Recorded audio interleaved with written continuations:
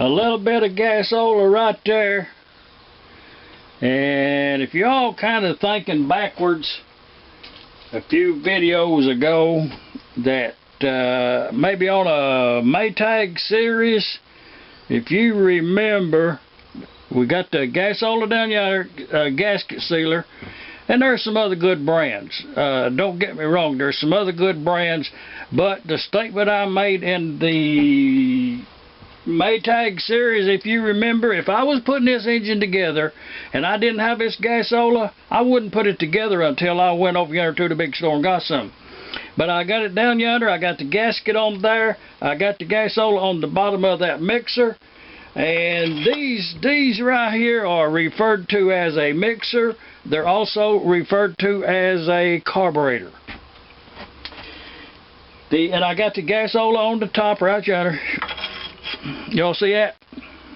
Just right amount, don't put too much.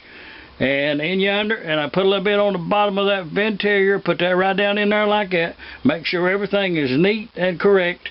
And the gasket, oh, y'all want to see that smiley face again with the eyes? The the reason that I cut that kind of proud like that right there, that's all you need. And this could be blank with just a round hole here if need be. But there's a vent in the top of this to deal with, and I like to open that up. But the reason I cut these proud is that 1/8 of an inch surface area around through there is just not enough. I mean, it served well for all of them years, but you know, there's a couple of things that I kind of do that's not original, but it's not very far from it. Got the gasket on yonder, we got that in there. I got the gasola on the bottom of that right there. A liberal amount, but not too much. Just good coverage.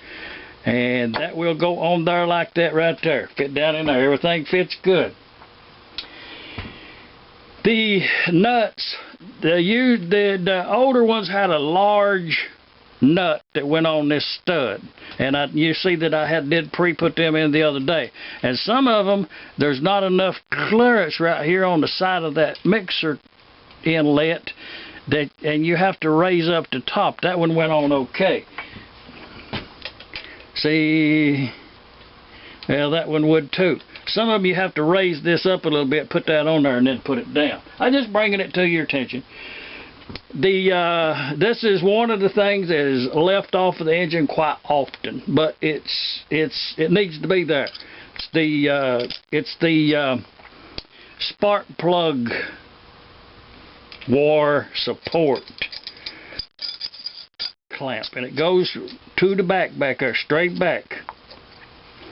Get that all wriggle it around right there where it finds its own seat. And tighten them up. Now this right here thing right here, I'll show you something. This thing right here wants to keep moving.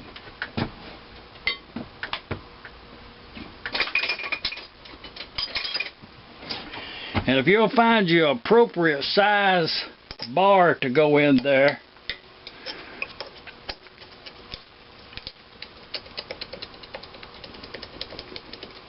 like that, you can use it to line it up, and you just hold that and tighten them up equally, one on one side, one on the other side.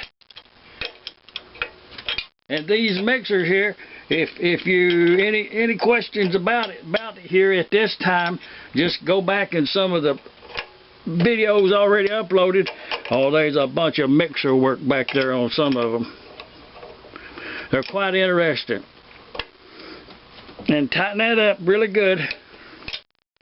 And these right here, these bolts on these engines right here was not a uniform size. I will tip you off on that. But you see that we got about a thread there, and we got about a thread yonder. And I did take in consideration the thickness of that clamp right there, and then just get that right out of there.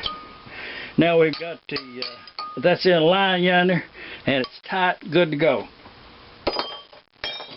That's all there are to that. Now, what I'm going to do now is take some thinner on the cloth. Thinner on the cloth, and remove all traces of the gasola. Removed all of that. That's the last bit right there. Removed all of that there gasola gasket sealer around through there. The next thing is the little filler thing. It's a pipe fitting with a brass thing in it and a little piece of chain and a thing over yonder. And that right there goes right down in there. And I did run a tap on both of these. Goes like that. The chain right here, now that can be a topic of well, everybody has their opinion where that goes. But I have found quite a few of them. This is the original one. That would be right there behind that cutout on that I'll show it to you. See, that thing is kind of bent up there a little bit, but it has to get on there first, like that. And I have found quite a few of these to be down there like that. So you have to get it. You have to get it with a screwdriver and two screwdrivers and get it crimped back together.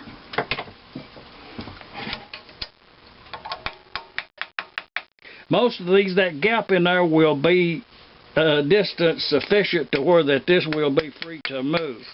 I'm going to put it right down there at the bottom because this one's a little bit tight. Yeah, that's good. Crimped it right up. The and the way you do that, you just take that off.